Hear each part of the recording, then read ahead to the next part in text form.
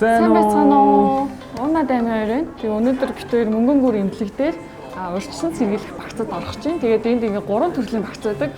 Бид хоёр 3 дугаар багцыг сонгож байгаа. Яагаад тэгэхээр 3 дугаар багц нь хамгийн их шинжилгээ орсон байт юм лээ. Тэгээд бичлэгтэйгээ хамтаагаарай.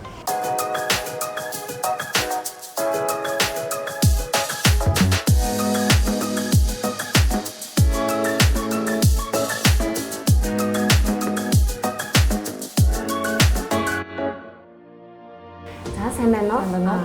Би сэргийн засгийн эмч байгаа. Одоо тань болохоор яс булчин тулгуур эргэтэн тогтолцооны үзлэг хийх гэж сууж байна. За тэгэхээр хоёулагийн ямар ч байсан body analyzer хийгээд биеийн булчингийн масс, за өөхний эзлэх хувь, за өндөр жингийн харьцуулаад үзэхэд бол харьцангуй дайчгүй буюу одоо тэ ямар нэг илүүдэл жингүү дээрэс нь булчингийн массны хувьд бол хөгжлийн хувьд бол тун дайчгүй гарсан байгаа.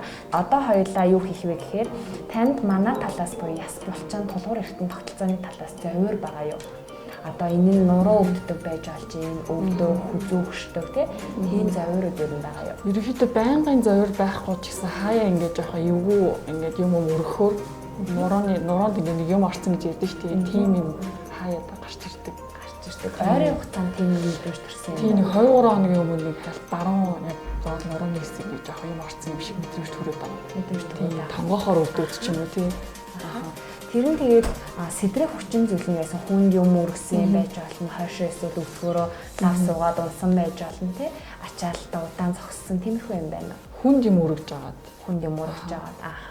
За нурууныхаа зураг авахуулаад ороод ирсэн. За тэгэхээр хоёулаа зургийг хараад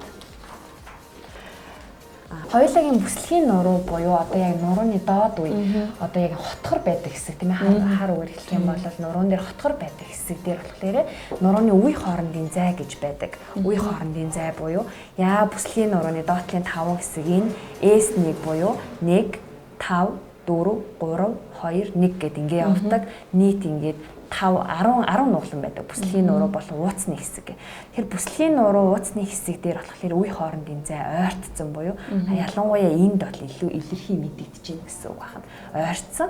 За гэхдээ бусад одоо үений зай бол харьцангуй дайчгүй. Яагаад гэвэл залуу хүн дээрээс нь биеийн жингийн илүүдэл байхгүй, хэвлийн тархалт харьцангуй гайгүй байгаа учраас харьцангуй гайгүй. Гэхдээ үе хоорондын зай ойртоод эхэлсэн байна гэдэг нь өөрөө шинж тэмдэг цаашаа даамжирч болно гэсэн.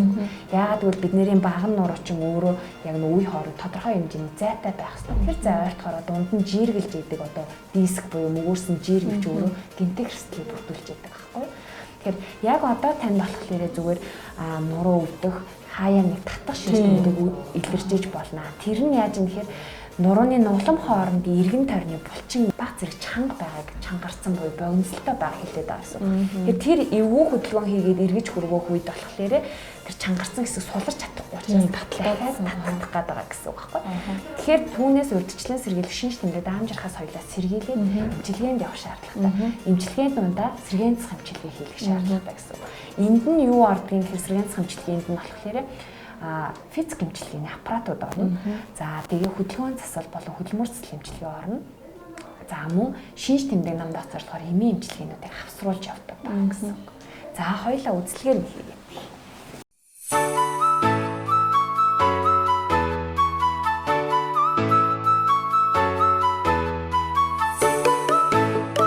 За ер нь бол ингээд гидих, бүхийх, эргэх хөдөлгөөний үед өвдөлт харьцангуй гайгүй байгаа. Тэгэхээр хоёулагийн эхний одоо номер 1 авах одоо шаардлагатай юм нь юу вэ гэхээр татагдаад байгаа тэр завирыг намдаахад булчин суллах, өвдөлт намдаах физик эмчилгээний аппаратууд хэлээд орно гэсэн. За яг ийм өвдөлт ихтэй буюу завир нэлээд байгаа тохиолдолд хоёулаа сонголтын дасгал хийх, хөдөлгөөний засал эмчилгээ хийчихээр тэр цочроод өвдөлт өгөөд байгаа хэсэг нэмэгдэх магадaltaй байдаг. Тэгэхээр булчингийн суллаад өвдөлтийн харьцангуй төвшөнд багасгаад ирчингүүтээ завир гайг болонгоо сонголтоо хийгээд өргөжлүүлээд дасгал эмчилгээнд ороод ирэх юм бол үр дүнтэй байдаг. Өндөр эрчим лазер гэдэг аппарат маань байгаа.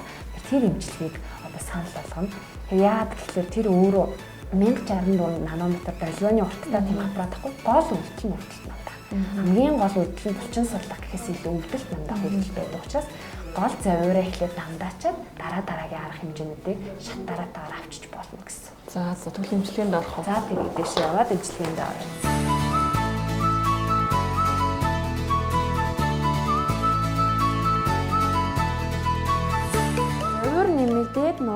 халалт ихсэх юм бол гартаа байгаа конопыг дэлхийн уруугаараа дарна шүү заяа. За одоо манайх ингээд 3 дугаар багц буюу сэргээн цэцгийн үзлэг хийлгүүдээ урьдчилан сэргийлэх багцтай хамрагдсан хүмүүс байгаа тийм. Тэнд нэг шаардлагатай одоо сэргээн тусламж үйлчлэгээ шаардлагатай хүмүүсийг өдрийн эмчилгээгээр ч юм уу тийм эмчилгээндээ авчдаг. За манай тасг нь өөрөө болохоор физик эмчилгээний тоног төхөөрөмжүүд, хөдөлгөөнслийн хэсгүүд, за дээр нь нэмээ барай заслын хэсэг, тэгээд эмийн эмчилгээ бас өдрийн эмчилгээгээр хавсарч явдаг ийм тасаг байгаа. За ерөнхийдөө одоо бол эмчилгээнд орж байгаа хүмүүстэй харах юм бол өвдөлт намдаах булчин салтах үйлдэлтэй одоо аппаратнуудаа орж ийн. За тэгээд ихэвчлэн өвдөгний өвдөлт гэмтэлтэй одоо тий өвдөгний өөрчлөлт ясанд нэлээд өөрчлөлт орсон хүмүүсийг төлбөр эмчилгээндээ энд явж байгаа хүмүүстэй нь хамрагдаж байна. Тэгээд ер нь ясны гэмтэл гэснээс ер нь нурууны мөрөлт ч айгүй хэмтэлдэг болсон шүү дээ. Нурууны мөрөлт ер нь эмчилдэг үү? Ааха. Яг нь нурууны мөрөлтийг эмчлэхэд бол тухайн хүний нас их чухал. Тэ харьцангуй нь өсвөр насны буюу бага насны өсөх боломжтой хүүхдүүдийн нурууны мөрөлт бол эмчлэгдэх нь одоо тий бас ховор буюу нэмэгдэх хандлага нэлээд байдаг. Нас биеинд хүрсэн буюу тогтворчсон одоо тий дахиж өсөх боломж багтаа хүмүүс бол тэр хэмжээнд нь байх боломжтой гэсэн. Тэгэхээр нурууны мөрөлтийг 100% эмчилнэ гэхээс илүү мөрөлтийн хүндрэлээс бид сэргийлэх хэрэгтэй байна. Мөрөлт нэмэгдэхээс болон нэмэгдснээрээ нурууны доктортой байдал алдагдаж одоо нугас болон мэдрэлийн замуудыг одоо цочрох гэмтэх шинж тэмдгүүдэд дамжрахаас сэргийлэх арга хэмжээнүүдийг авдаг гэсэн үг байна. Тэгээс нөгөө нэг спортын дараах гэмтлүүд дээр бас ирэх болох юм шүү дээ. Аха. Тийм одоо нөгөө нэг заалан тоглож байгаад ч юм уу чи сайн хэлжсэн шүү дээ. Тийм эвгүй болгодог. Тийм. Тэгэхээр ер нь аль нөгөө ясанд ямар нэг өөрчлөлт авах хугарал болон дистроц гэмтлийн өөрчлөлт байхгүй мөртлөө тэр тухайн хэсэг газар хавдаад улаагаад тэгээл нэг хачаал авахаар өвдөлтгөөл яваад байдаг нэг хэсгүүд дээр тэр бол өөрөө нүдэнд харагдахгүй ч гэсэн тэнд бол зүйлээд холбоосын гэмтэл суналт явагдсан байгаа байхгүй. Тэр зүйлүүдэд бол одоо тий зайлшгүй сэргээн цэцэмжлэгийг хийх шаардлагатай. Тухайн хэсэг газрын өвдөлт намдаа хаваншил байвал түүнийг буулгах тийм чиглэлүүд үдчихдэг шүү дээ. Сунсан процессыг нь одоо сунахаас сэргийлэх бүр тэр сунсан байгаа зүйл чинь тасарч болно тийм ээ хүндрэлийнх юм бол ярих юм бол тэр тэрнээс урьдчилан сэргийлэх зорилгоор физик эмчилгээ, хөдөлгөөнсөл эмчилгээ, давхар эмийн эмчилгээтэйг авсраад эмчилгээндээ явах шаардлагатай гэсэн. За энэ бол манай нөр red core өрөө буюу одоо энэ туцгаан red cord аппаратын тусламжтайгаар болох эмчилгээ хийгддэг өрөө хөдөлгөөнсөлч маань засалч нар маань ашиглаж болохоор эмчилгээг бол хийдэг. Хөдөлгөөнсөл эмчилгээ нь болохоор өдрийн эмчилгээгээр цагийн хязгаарлалтаа үйлчилж байгаа нь ковидын улмаас болохоор яг тодорхой хэмжээний цаг заасан. Тэгээд гаднаас буюу амталтаараа гэж үүсгэж байгаа хүмүүс маань ингээд эмчилгээндээ ороод явж байгаа байдал харагдчихна. За бид хоёр дөнгөж сая багц 3 буюу одоо хамгийн их шинжилгээ орсон багцад ороод дуусчлаа. Ерөнхийдөө сэтгэл айгүй өнгөрөн. Бид тэр айгүй өглөө нэлээд эрт ирээд тэгээд 2-3 цагийн дотор бүх шинжилгээ өгчлээ тий. Тий айгүй амар хэлбэр юм байна. Тэгээд лазерт орох юм байна. Би бүр амар ингээ айцтайсэн. Лазерт орох надад хамгийн таалагдсан юм ерөөсө 3 минут. Харин тийм ээ. Айгүй хурдан шуурхай юм байна тий. Аха. Тэгээд өнөөдрийн бичлэгээр ерөнхийдөө ингээд үе мөчийг зөвхөн харуулсан боловч багц 3-т ингээд бусад бүх төрлийн шинжилгээ орсон. Хеликон тий бусад одоо шаардлагатай эхо дотор гэх мэт бүгд орсон байгаа. Өнөөдөр болохоор ерөнхийдөө үе мөчөө та нарт танилцуулсан.